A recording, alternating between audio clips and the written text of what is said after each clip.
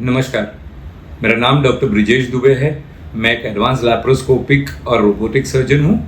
मेरा speciality bariatric और hernia surgery है। आज हम बात करते हैं एक बेसिक सर्जिकल प्रॉब्लम की, जिसे हम गॉल ब्लैडर स्टोन या पित्ताशय की थैली में पथरी होती है उसके बारे में बात करते हैं।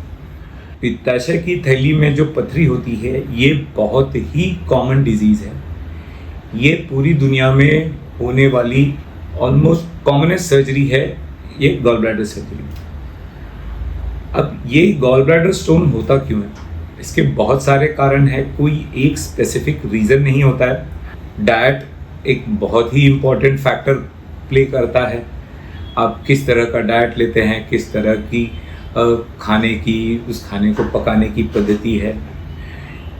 इसी बात को अगर हम आगे बढ़ाएं तो ये एक रीजनल इशू है। जैसे कि अगर हम नॉर्थ और नॉर्थ ईस्ट इंडिया का बेल्ट अगर हम पकड़ते हैं, जिसे हम गैंजेस बेल्ट बोलते हैं, यानी वो गंगा नदी का जो पूरा बेल्ट है, वहाँ पर यूपी, बिहार, बंगाल, आसाम साइड, ये पूरा जो एरिया है, यहाँ पर गॉल ब्लैडर स्टोन बहुत ही कॉमन पाया जाता है। तो जैसे कि मैंने कहा, ये रीजन, डाइट, मेटाबॉलिक रीजंस होते हैं कि आपके शरीर का मेटाबॉलिज्म कैसा है, लीवर फंक्शन कैसा है, जो बिलियरी सर्कुलेशन या एंटेरोहेपेटिक सर्कुलेशन होता है वो कैसा है। इन सब चीज़ों पर डिपेंड करता है, जो कभी कभी हमारे हाथों में नहीं होता है। कुछ बीमारियां जैसे कि ब्लड डिसऑर्डर्स हो गए, ब्लड के कैंसर हो जाते हैं, या ब्लड के और भी बहुत बीमारियां होती हैं, सिकल सेल एनीमिया, थैलेसीमिया होते हैं, उनमें ये पाया जाता है। कुछ सर्जरीज के बाद, जैसे कि बेरियाट्रिक सर्जरी में जब हम गैस्ट्रिक बाईपास करते हैं, उसके बाद भी अराउंड 20 से 25% केसेस में गॉल ब्लैडर स्टोन्स बनने के चांसेस होते हैं, क्योंकि आपके बॉडी का मेटाबॉलिज्म या बिलियरी हिपैटिक सर्कुलेशन जो होता है ये बदल जाता है।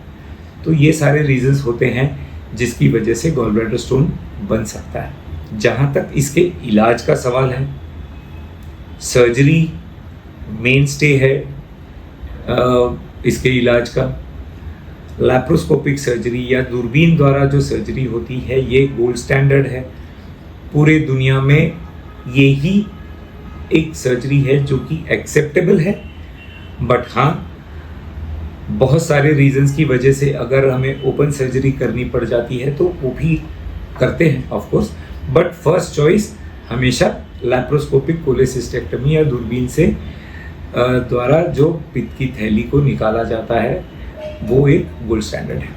काफ़ी लोगों का सवाल ये होता है कि अगर हम सर्जरी नहीं करें तो क्या ये चल सकता है। वेट एंड वॉच जिसको हम कहते हैं कि हम वेट एंड वॉच कर सकते हैं।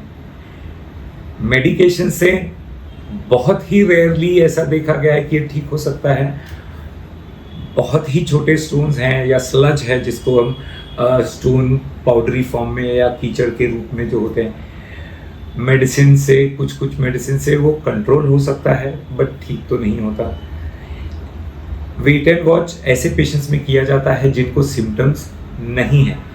हाँ, हमने किसी रीज़न से सोनोग्राफी या सीटी स्कैन या एमआरआई जो भी किया है पेट का, और डायग्नोसिस मिला है कि इनके गॉल ब्लैडर में पथरी है, बट पेशेंट को उससे कोई प्रॉब्लम नहीं है, तो फिर सर्जरी करना उतना अर्जेंट नहीं है या अनिवार्य नहीं है।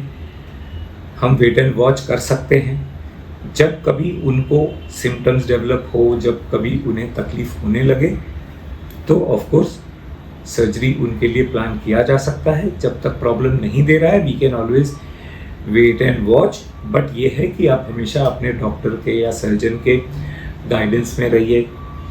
रेगुलर इंटरवल, यानी कि प्रॉबेबली साल में अगर प्रॉब्लम नहीं है तो भी साल में एक बार एक सोनोग्राफी करके देख लीजिए, तो आपको स्टोन के साइज, स्टोन के नंबर्स, इन सब चीज़ों के बारे में पता चल सकता है। सर्जरी आजकल बहुत सेफ है।